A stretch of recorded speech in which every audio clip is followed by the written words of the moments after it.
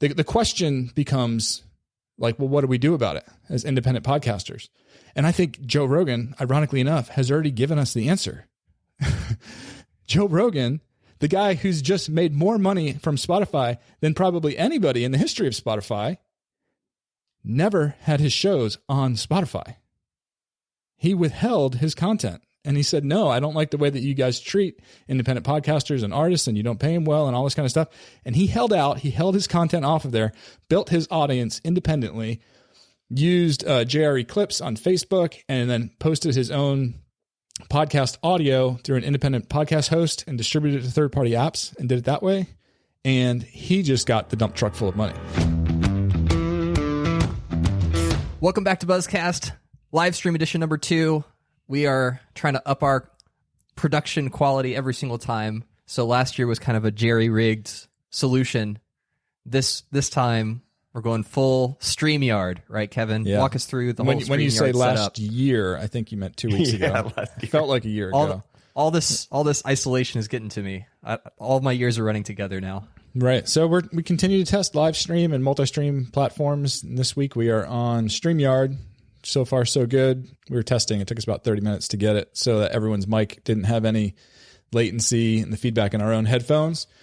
This trick there was to turn off the little audio processing checkbox on my side, which I was like the main host.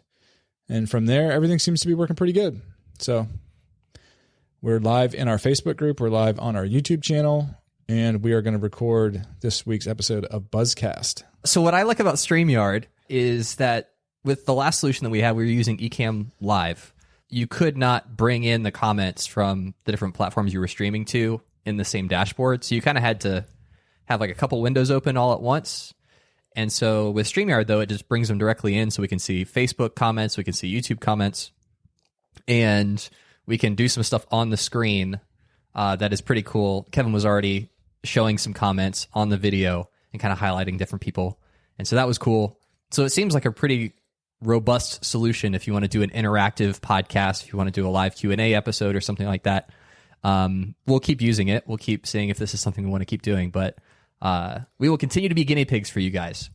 This episode is pretty news heavy, mainly because there's been a lot of really big news, especially recently. We're recording this on a Wednesday. Yesterday, Tuesday, May 19th, the foundations of the podcasting world were shaken, so to speak, in that the news came out that Joe Rogan has signed an exclusive deal to move his YouTube channel, essentially, and his entire podcast archive to become a Spotify exclusive by the end of the year. So we have a lot of thoughts about this. Albin, why don't you kind of kick this off? Because I know you've been doing a deep dive. You were actually the first person that I knew that kind of broke the news that this was happening. And so what have you heard in the podcasting community so far? Yeah, so I think it's good just to lay out exactly what we know about the deal so far. So Joe Rogan came out, said podcast is moving to Spotify. By September, they're going to have the entire 11-year backlog of episodes. That's all going to be on Spotify. And then by the end of the year, so sometime a little bit before 2021, the show and the video, so everything on YouTube, will be exclusive to Spotify. And that's a pretty big deal. We're talking millions of views on YouTube, millions of downloads per episode. Joe Rogan Experience is considered by many to be the number one podcast in the world. Maybe not everyone's favorite podcast in the world, but it's definitely the largest. He gets the most downloads per episode. So it's a really big win for Spotify to be able to do that. This is coming from somebody who for years said, it's all smoke and mirrors over there at Spotify. You don't make enough money when you stream with them. And the deal at least the details of the deal that we've seen make it look like you make a ton of money when you move to Spotify if you're Joe Rogan. It's a multiple year licensing deal. So Spotify is not buying the Joe Rogan Experience. They're just going to be the exclusive provider of the show for multiple years. We don't know how many multiple years. So it's more like when Netflix licenses Friends than when they create their own show or buy a show.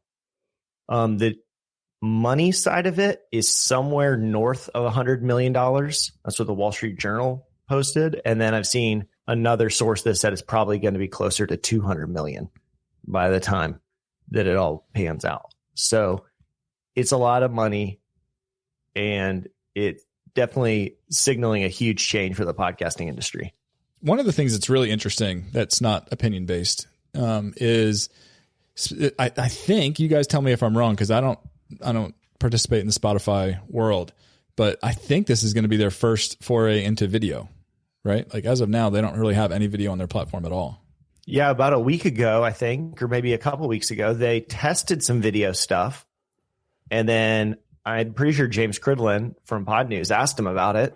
And they were like, yeah, well, I don't know. Like they just didn't say anything. And then what did they test? They were testing some video stuff on the platform. And people were kind of like, hey, you guys going to try to do video? And now we know starting September, and then eventually by the end of the year, there's going to be exclusive video on Spotify from Joe. And that's a pretty big deal. You know, I've seen lots of people try to say, hey, they're trying to move into the YouTube space. That's a pretty big hill to climb, but it's a pretty big deal that they're going to do video now. So technically I imagine what's going to happen is the JRE podcast is no longer going to have an RSS feed, doesn't need one. I imagine that we all know who Joe, the JRE podcast, is hosted with. It's not going to live on a traditional podcast host anymore. I'm assuming that all that back catalog is going to get moved over to Spotify servers, and then they wouldn't need an RSS feed. They would just serve it up straight from there. He's probably going to get a lot of promotion within Spotify. So when you launch Spotify, his face is probably going to be all over as you're browsing, probably browsing music or browsing podcasts. And they're going to do everything they can to preserve and build the audience for the JRE show. So one of the things that we've talked about before is like, when does a podcast stop becoming a podcast and it becomes something different? And one of the terms that we use for it at Buzzsprout is we call them shows. Like if it doesn't fit our definition of podcast. And so a lot of people have been talking about that in the different podcasting groups. Is this still a podcast or is it not? It's really, I mean, it can be fun to talk about that stuff. It doesn't really matter to the world at large. Most people who are not in the podcasting industry or running podcasting themselves, that doesn't matter to them. What matters to them is this something that I listen to, and do I call it a podcast? Like my children say all the time that I listen to podcasts on YouTube. And again, I wouldn't fit our definition of a podcast, but to them it is. And so anyway, all that to say is I'm not so interested in that conversation as much as I am like, what does this mean for the podcasting world? Not the strict definition of does it need to have an RSS feed to be a podcast, but what does it mean for this ecosystem of people who are creating audio and video content and putting it out to the world, independent creators. Joe Rogan, even though he's a big name and a bit of a celebrity, he still is an independent podcaster. Like he's not going to work for Spotify. He's not an employee. He's somebody who created something on his own, and now he got a really good licensing deal. So I'd still consider him an independent podcaster, even though I might not technically say that this is a podcast anymore. Yeah, I think it's valuable to kind of think through what the incentives are for all the parties involved. I mean, on the Spotify side, Spotify forever has really not liked I doubt they really enjoy the economics of music. The way that the music industry is set up, the more that you stream, the more that the artist makes. And so Spotify doesn't love it because you pay them a fixed fee. And then if you use the app more, then they're paying out more money. They would prefer to own the content or have content they don't pay anybody anything for. And for a long time, that's been podcasts. They moved into the podcast space and everyone was excited because they were growing the podcasting listener base so much. Everyone wanted to put their shows there, the interests were aligned because Spotify was like, hey, we don't have to pay for it. But they started late enough that even now when they have really, really good, they get a ton of plays in Asia, South America, a lot of places that are really podcasting is blowing up in the last few years. A lot heavier Spotify usage than Apple usage. But in the States, Apple is completely dominant. And what they're doing is they're actually just grabbing some of these top shows. So they've also bought The Ringer. They've also bought Gimlet. They also have an exclusive deal with Last Podcast on the Left and one other show. Well, they're negotiating with the Obamas as well with their new media network to have exclusive rights to whatever audio they create. Yeah, so Barack Obama is a pretty big celebrity. You may have heard of him. They're doing all that because you're only really going to have one podcast player. And if you're one of the 11 million people that download every Joe Rogan Experience, it's not a podcast, it's an experience. Then you're going to have to flip over to Spotify, and it's another app. And you may already have that app because you listen to music. But the whole play is to get all these listeners off of Apple Podcasts, off of Overcast, off of Podcast Addict, whatever app you're on, and into Spotify so that they really can start to pull this entire industry together. On the Joe Rogan side, I don't see any way that this does not decrease his reach. Now, his reach may grow over the next 3 or 4 years while he's on Spotify, but it will not grow as much as it was growing or could grow as an independent. The great thing about podcasting and that it's open is you've got you're growing a world on YouTube, you're growing your RSS feed, you're growing it in multiple apps. You have all these different places for people to engage. Now that it's locked up inside of Spotify, I probably will not listen to the Joe Rogan Experience. I used to go through and download a couple episodes if there was an interesting guest, but I'm not going to, flip over to a new app to do that. So it is limiting his audience. The thing that Joe gets out of it is like a dump truck of money. So that's the real benefit for him. Yeah. And especially when you think about the video element, because they're going to be bringing the video over as well.